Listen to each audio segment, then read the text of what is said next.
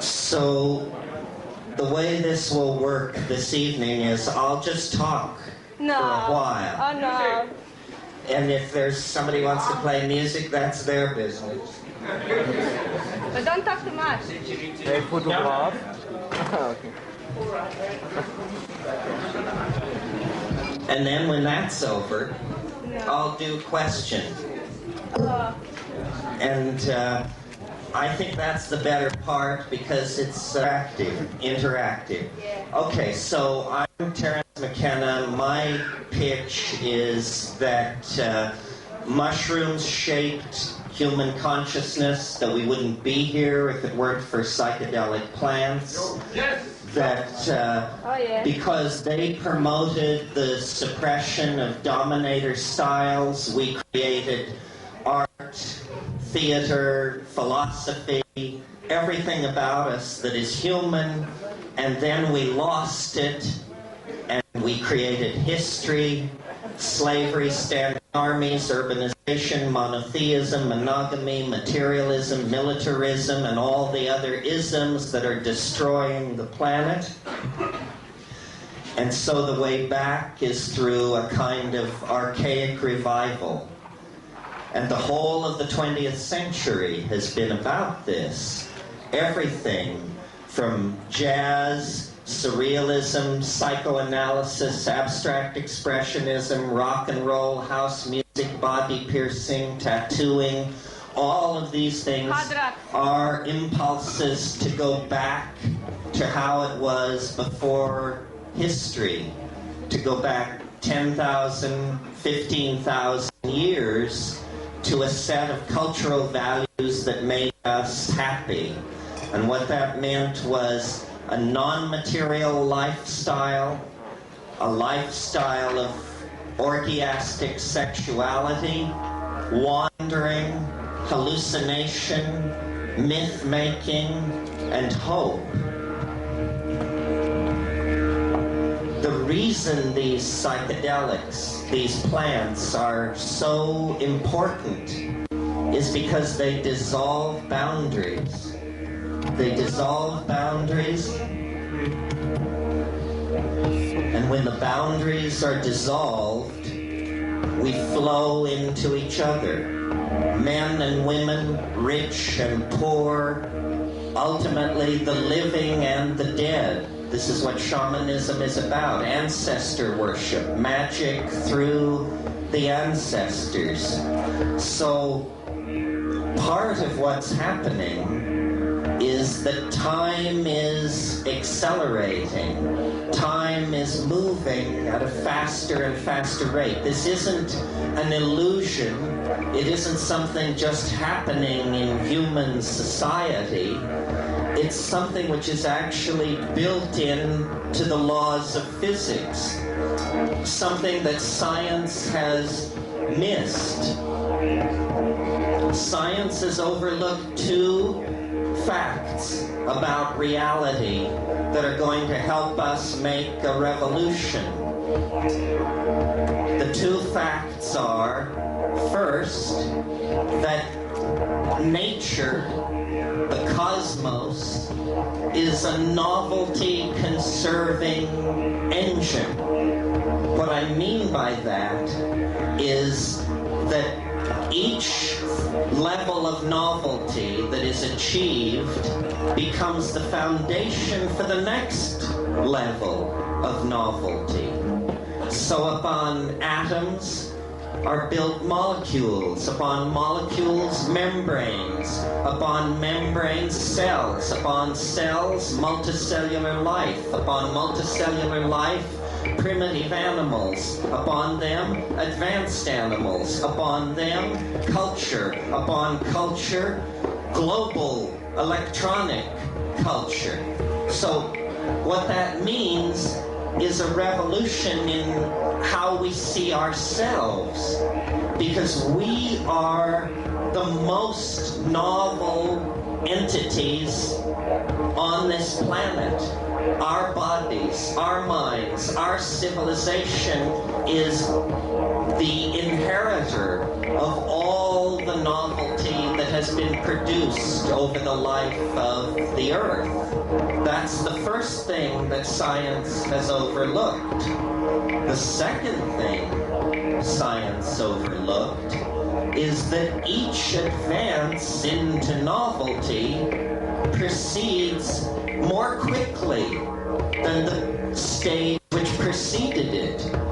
This is how it is that time is a spiral, moving ever faster, ever more quickly around a kind of attractor, a kind of transcendental object at the end of time that is pulling us toward itself through the dimensions, sculpting us out of matter, calling forth cultures, mythologies, languages, building, accelerating, complexifying, faster, faster, faster.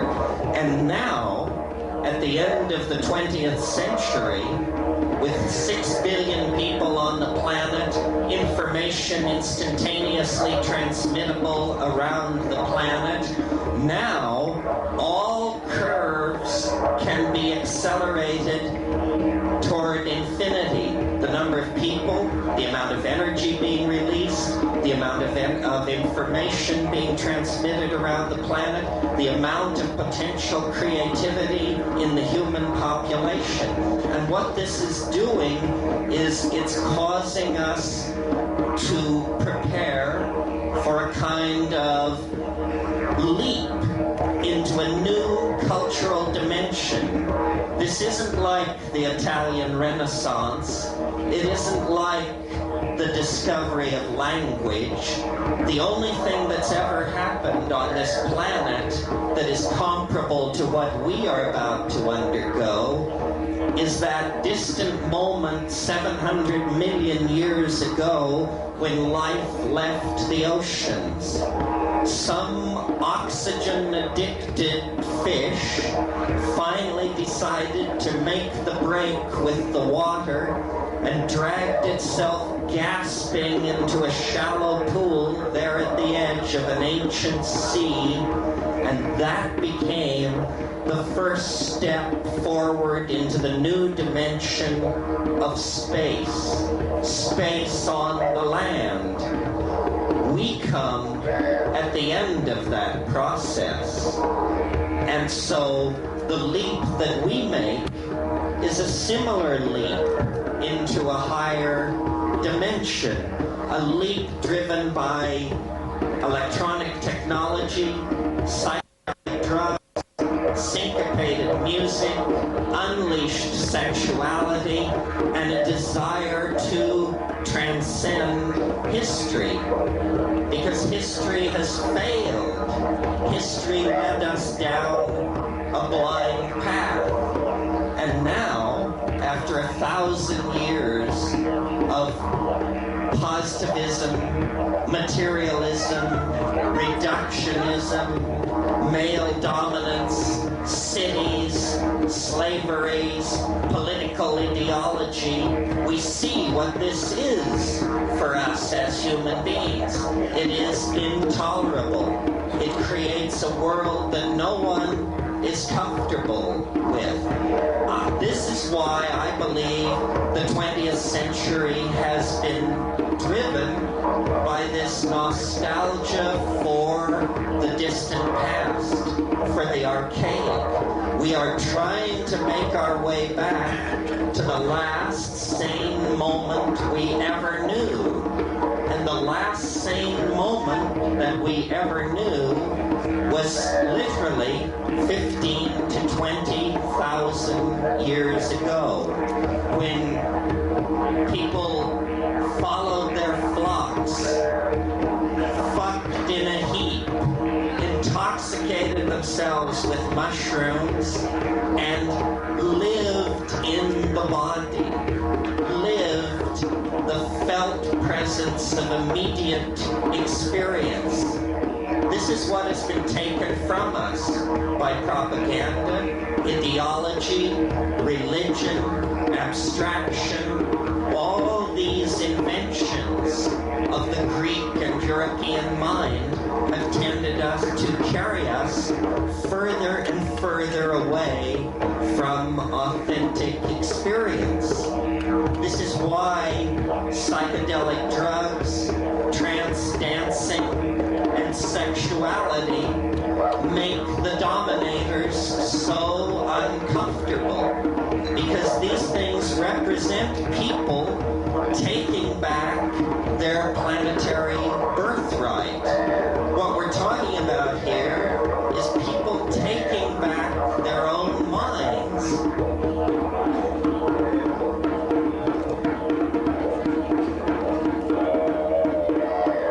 So, like many of you, I came up doing LSD, doing cannabis, thinking of these things as part of the 20th century experience. It took the Amazon to convince me that actually this is how religion was done for the first million years.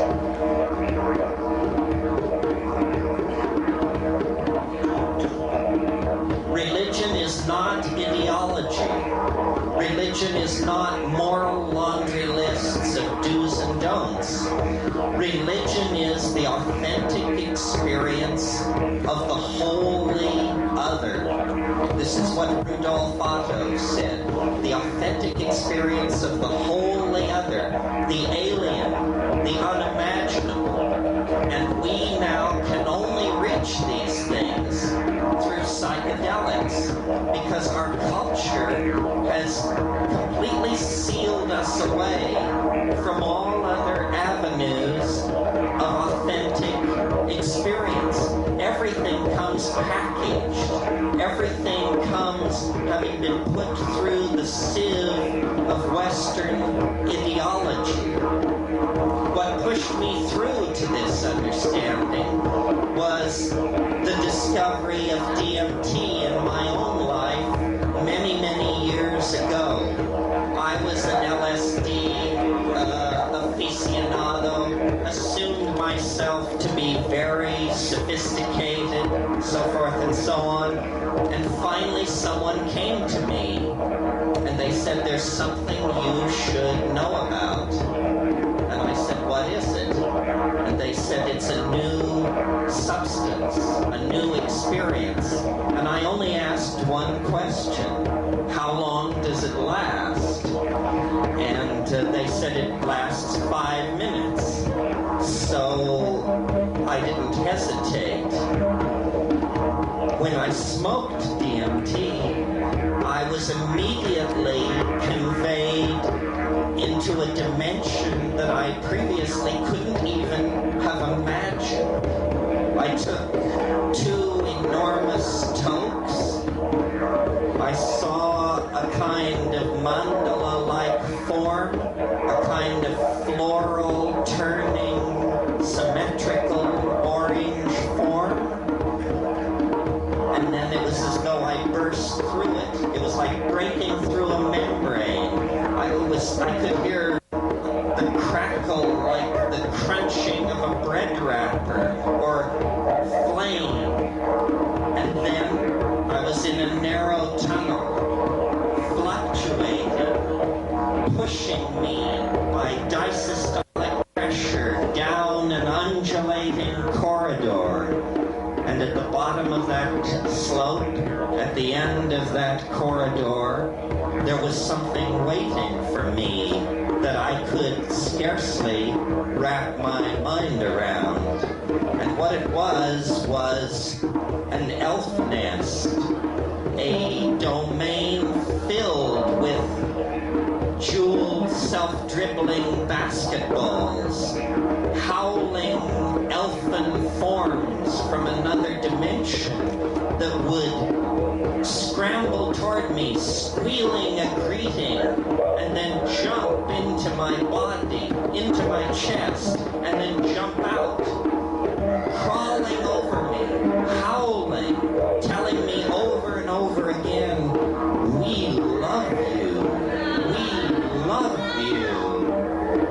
And what these things were doing was they were using their voices to make objects. They possess a language that condenses objects out of the air so that they would come toward me and then say, look at this, look at this, look at this. And each one of these things was like a jewel, a machine, an animal, something made out of gold, agate, chalcedony, jello, glass, heat, light, flash, something unimaginable that was changing constantly as I looked at it. And I realized as I looked at these things that if you could bring a single one of these objects into this world would never be the same again. All you would have to do is walk up to someone and say, look at this, and they would immediately understand what I was understanding, which was, this is impossible. This is fucking possible in any world I've ever heard of or been in, and yet it's happening. Okay, so now think about it. I didn't have to go to Tibet. I didn't have to spend 12 years sweeping up around the ashram. I didn't have to submit myself to some beady-eyed weasel in a dhoti. All I had to do was take 2 tokes and hang on. This dimension that is so alien, so history-shattering, is nevertheless right here, right now. It's just 2 tokes away through some kind of pharmacological energy barrier. And yet, millions of people throughout human history have gone from birth to the grave and never had even a suspicion this was possible. That I can't put up with. It gives me the creeps. It's like somebody telling you that they lived to age 60 and they never had sex. The question is, what did you do with your humanness? What did you do with your existence as a human being? The world is full of these kinds of mysteries, but they belong to the courageous, and they are to be sought in the mind, in the darkness of the intoxicated mind, with breath control and attention. They are not for the holy ones among us. They are not for the pure among us. They are for everyone. It is a democratic reality. It's another dimension. And human art, human science, human cultural striving, I believe, is an unconscious effort to come into contact with this precise kind of reality. What does it mean then to us? It means that we possess a tool for overturning the linear, uniform, constipated, moralistic assumptions of dominator culture. They've missed the entire point. Apparently, Western civilization is a kind of prison against reality. We have all been placed in a domain where reality can never reach us. And yet, in the rainforests, in the cultures that never made the descent into history, the flame was kept. The knowledge of how to penetrate into these bizarre alien dimensions. The way it's done is through shamanism, through psychoactive plants, through syncopated music, through edge running, chance taking, intoxication, ecstasy, sexuality, understanding. The universe wants to be understood, and the act of understanding it transforms us to the point that we are unrecognizable to each other. So that was part of it. Simply the discovery of the psychedelic experience, what it meant to me and to my friends as a force that could completely shatter, transform, reshape an individual life. But there is more to it than that.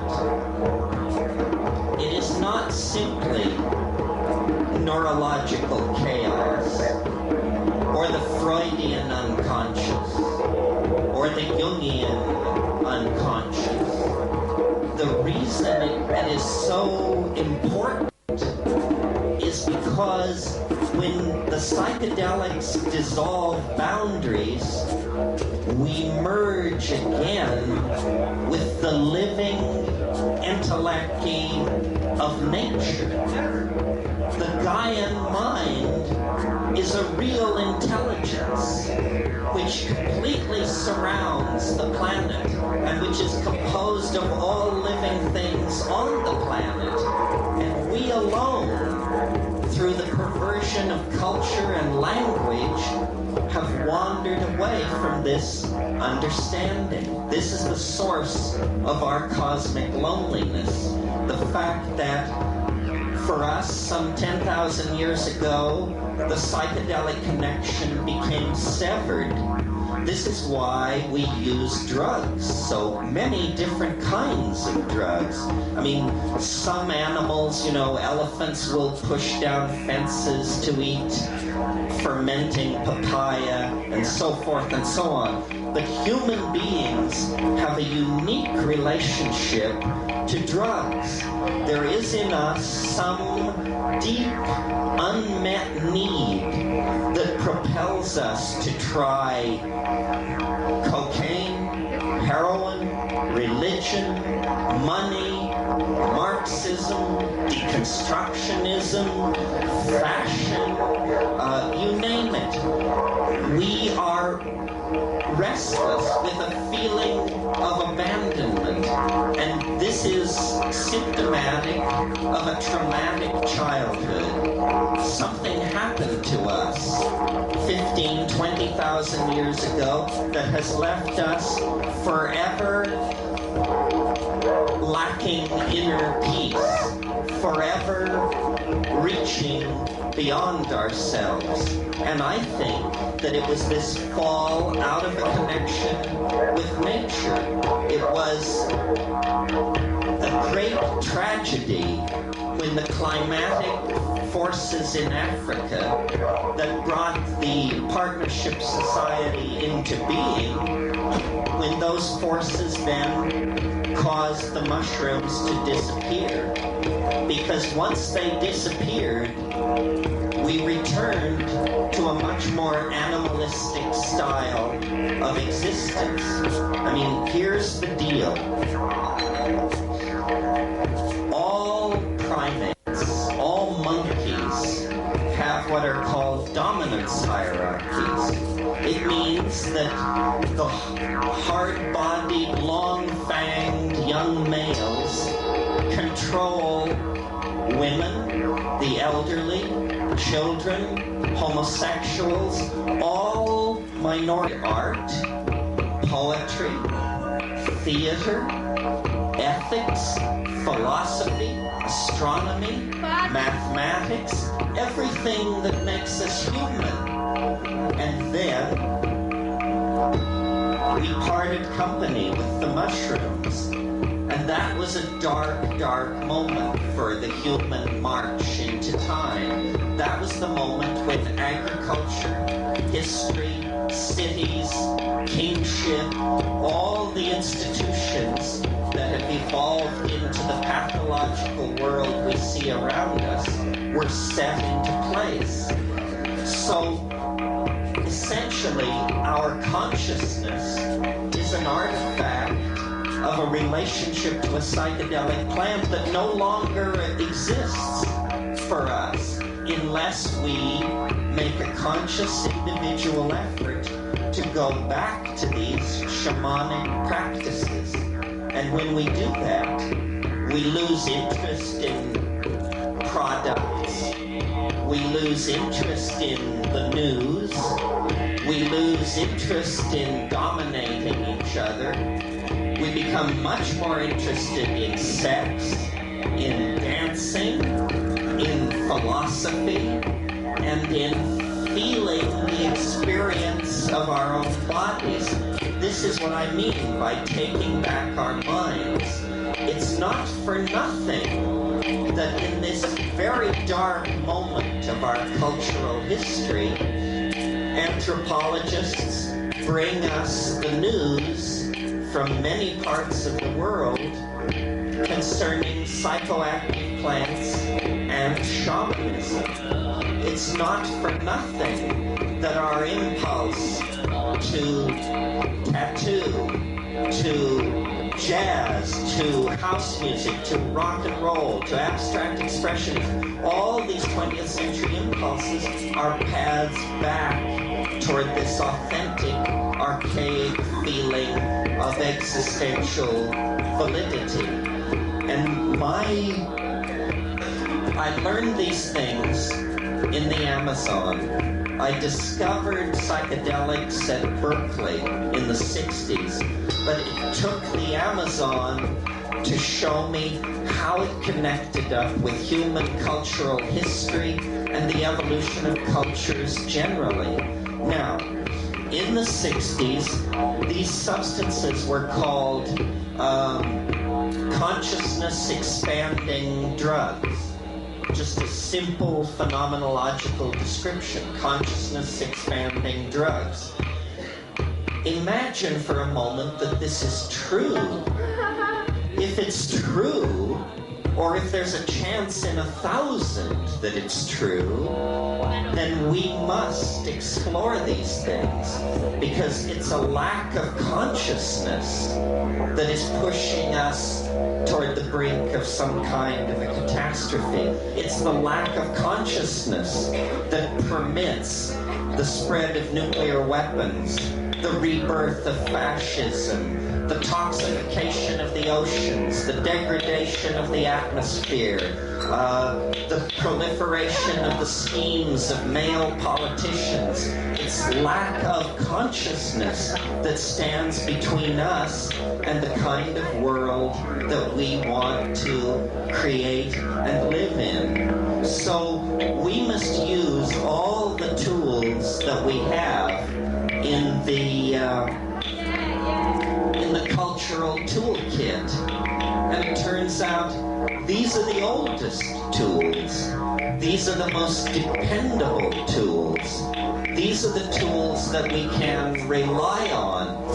Now, in the absence of psychedelics, what happens to a person is that they develop an ego. The ego is a very late arriving component of the psyche. The ego is less than 15,000 years old. It's like a cancer or a calcareous growth.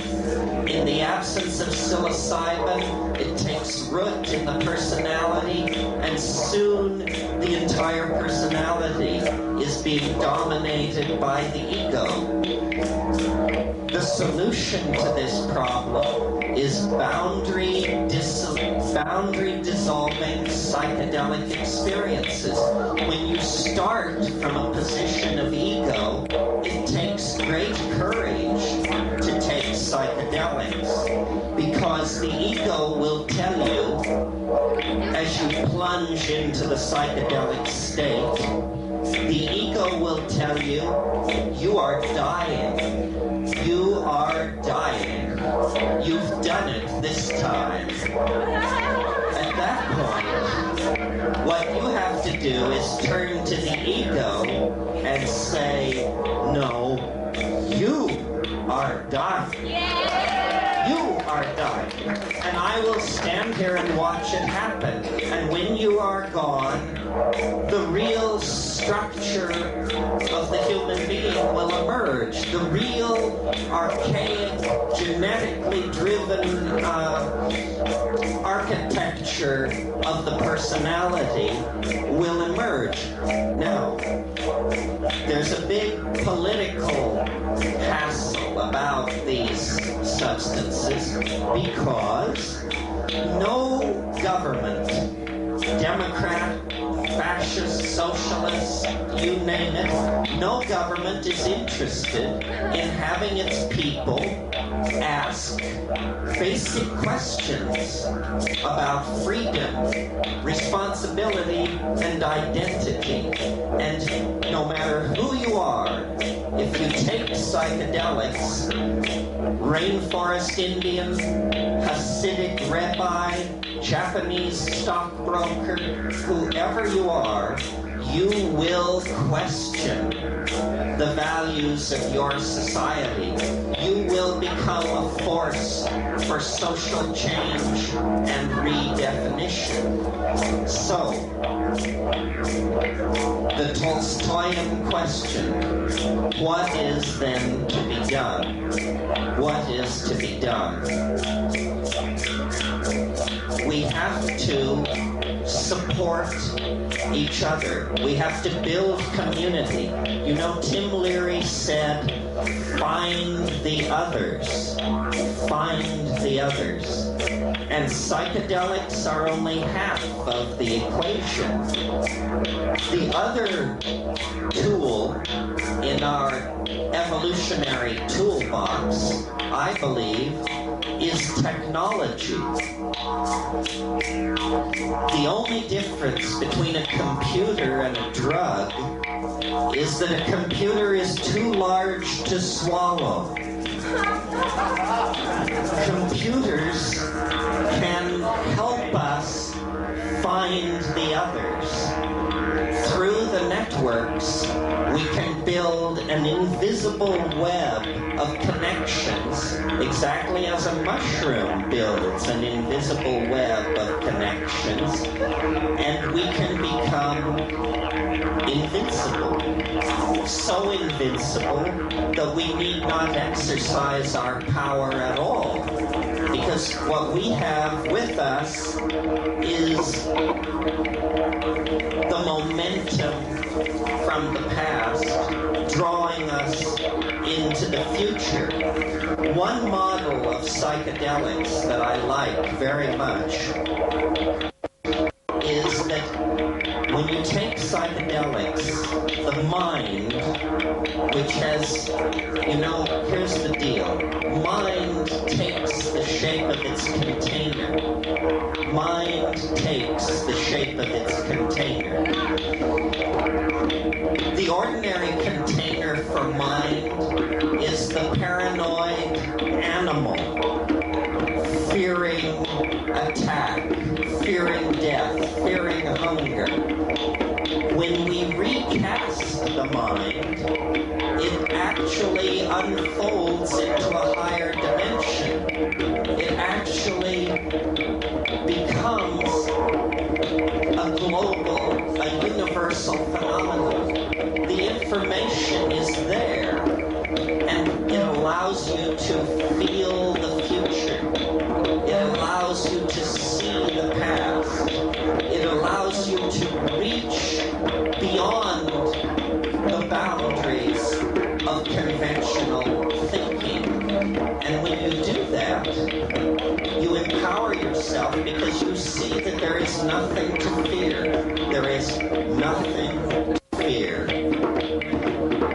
That message, that death holds no terror, that risk is always repaid, that nature loves courage, is the message that we've forgotten. The way the shaman is able to dance in the waterfall is through an enormous act of trust in nature, an enormous tremendous act of courage. We are now drawing back, preparing to make a leap into an entirely new order of existence. This is like trying to redesign an aircraft for supersonic flight while in flight. We must redesign our culture so that the stress, the vibratory shock of moving into hyperspace doesn't rip the cultural structure to pieces, and we haven't large amounts of time. There is we have a great ally in all of this. The universe is not running down into entropy. The universe does not want to become a dead machine. The universe wants greater cohesion, more love, more beauty, more integration. This is what novelty is. Someone said to me yesterday, the most flexible person in any situation controls the situation. And they control the situation through abandonment of control. This is a Zen idea that you steer by not steering, that you serve by not serving. We are both being asked to make a tremendous act of political commitment to a new reality, and we are also being asked to simply let it happen. Simply to let it happen. So when people ask, what is to be done? This old question, the answer comes in a series of negatives. It isn't a political program. What we should do is never follow, you should lead. Never believe, belief is ideology, and ideology is poison. Never follow, never believe. Do not consume. Do not consume. It is acts of material consumption that are destroying the planet. If you have to make something, make music, make dance, make peace, make love, but not objects, not aircraft, bombs, toys, fashion. All of this is at best distraction, at worst poison. Do not consume, do not make, do not watch, do not watch. Millions of people are being warehoused in toxic, low-awareness lives in front of televisions, where the poisonous messages of the consumer-driven media are the entire reality of their lives. This is where fascism gets its hooks into the body politic. Among the low-consciousness, larval, warehoused life forms who live in a world of cosmetically enhanced product surfaces and political propaganda. Do not watch. Do not watch. The other thing is, do not multiply. There are enough people on this planet, and if you must multiply, make sure that your offspring is female, because our problem as a culture is an overexpression of maleness. The way to deal with this is not to try to feminize men. Men are men. They should not be feminized. But if we as a culture believe that feminine values need to be brought forward, then let's simply work it out so that there are fewer men. then very naturally the feminization of cultural values will occur. So these are very practical things. Not to follow, not to believe, not to watch, not to multiply, not to consume. If we do these things, and we often and at high doses go to the Gaian mind, 5 grams in silent darkness, this should be the battle cry. If we do these things, we will discover under all the crap of civilization that the angelic nature is still intact. Humanness is still intact. It has not been betrayed. It has only been delayed. And the rainforest cultures, the shamanic cultures that exist all over the world are waiting to show us the way back. We are like the prodigal son. We made a journey into matter 15,000 years long. We built the new toolkit of technology, computers, global transfer of information, and now we must place these tools at the service of a Gaian and psychedelic agenda. If we do this, the transcendental object at the end of time, the attractor that is shaping all of nature and all of the human experience, will be able to manifest itself. This is what we're going toward. We are preparing for the great adventure, and we cannot take very much cultural baggage with us. The best metaphor that I have come upon is the metaphor of birth. When you are first a fetus, you live in an amniotic ocean that seems endless. But as you grow in the womb, eventually the resources are consumed, the boundaries are encountered, the pressures mount, and eventually, in the process of birth and transition, you are forced into the birth canal. You are being crushed. You cannot breathe. You assume you are dying. The fetus cannot imagine the world that lies outside the womb. We are the fetus of the planet. We are the children of the planet. But we have been brought to this stage of development in order to make a transition into another mode of being entirely. And there is no way that we can anticipate this.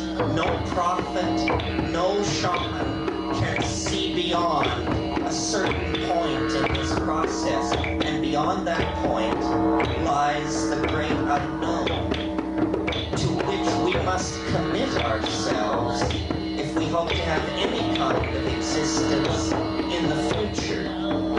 So I'm sure I'm not telling you anything new here. These are the ideas that we as a community and the other members of this community scattered around the planet understand intuitively. But we need to articulate this inside the dominator culture.